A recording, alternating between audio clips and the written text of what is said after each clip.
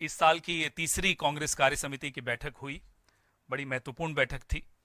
और अब ज्यादा न बोलते हुए मैं सीधा प्रस्ताव पर आता हूं।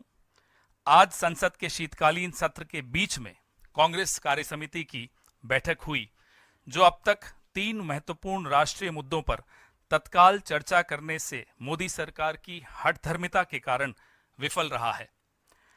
हाल ही में उस व्यापारिक समूह द्वारा किए गए भ्रष्टाचार के बारे में खुलासे, जिसके साथ खुद प्रधानमंत्री का अत्यंत सबसे ज्यादा घनिष्ठ संबंध है, नंबर 1। नंबर 2, मणिपुर में जारी हिंसा और प्रधानमंत्री द्वारा सभी जिम्मेदारियों से मुंह मोड़ना। नंबर 3, इसी का पहले मणिपुर का हिस्सा, जिन्होंने मई 2023 के बाद से एक बार भी इस संकटग्रस्त राज्य का दौरा नहीं किया है।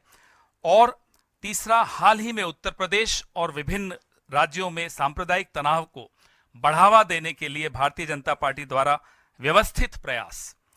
पूजा स्थल विशेष प्रावधान अधिनियम 1991 के अक्षरशः और भावना के प्रति अपनी दृढ़ प्रतिबद्धता को दोहराने के बाद, जिसका भारतीय जनता पार्टी द्वारा बेशर्मी से उल्लंघन किया जा रहा है, कांग्रेस कार्य समिति ने 4 विधानसभा चुनावों के परिणामों के बाद भारतीय राष्ट्रीय कांग्रेस के सामने आने वाली चुनौतियों पर भी चर्चा की। वायनाड उपचुनाव में श्रीमती प्रियंका गांधी वाड्रा की भारी जीत ने पार्टी कार्यकर्ताओं और आम जनता में खास तौर पर उत्साह की लहर पैदा कर दी है। कांग्रेस कार्य समिति झारखंड की जनता को जेएमएम, कांग्रेस और अन्य भारतीय दलों को दिए गए निर्णायक जनादेश के लिए धन्यवाद देती है।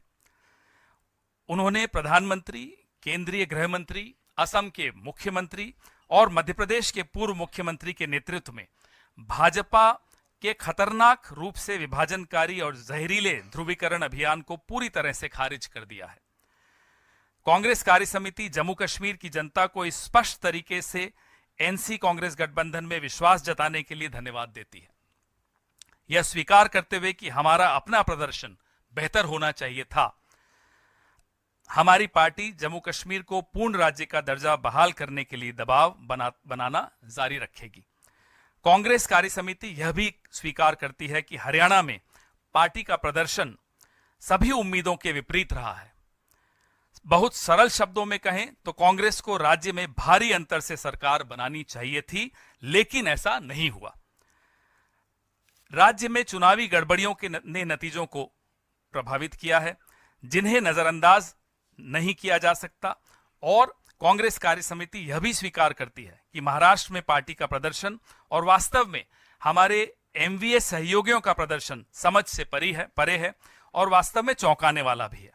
चुनावी नतीजे सामान्य समझ से परे हैं। यह स्पष्ट रूप से लक्षित हेरफेर का मामला प्रतीत होता है। कांग्रेस कार्य समिति अपनी आशा और विश्वास व्यक्त करती है कि कांग्रेस अध्यक्ष जल्द ही विस्तृत राज्यवार समीक्षा पूरी करेंगे और आवश्यक अनुवर्ती कार्रवाई करेंगे, खासकर संगठनात्मक मामलों के संबंध में।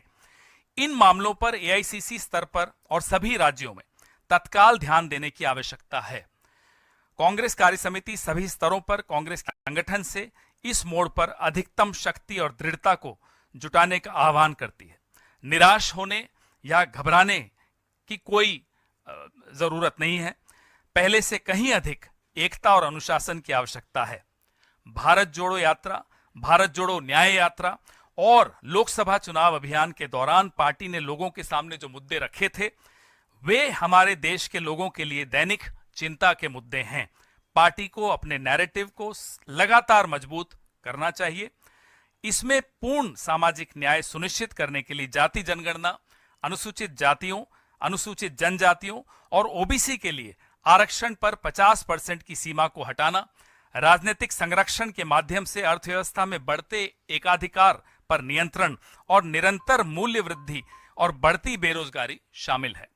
अंत में सीडब्ल्यूसी का मानना है कि पूरी चुनाव प्रक्रिया की अखंडता से गंभीर रूप से समझौता किया जा रहा है।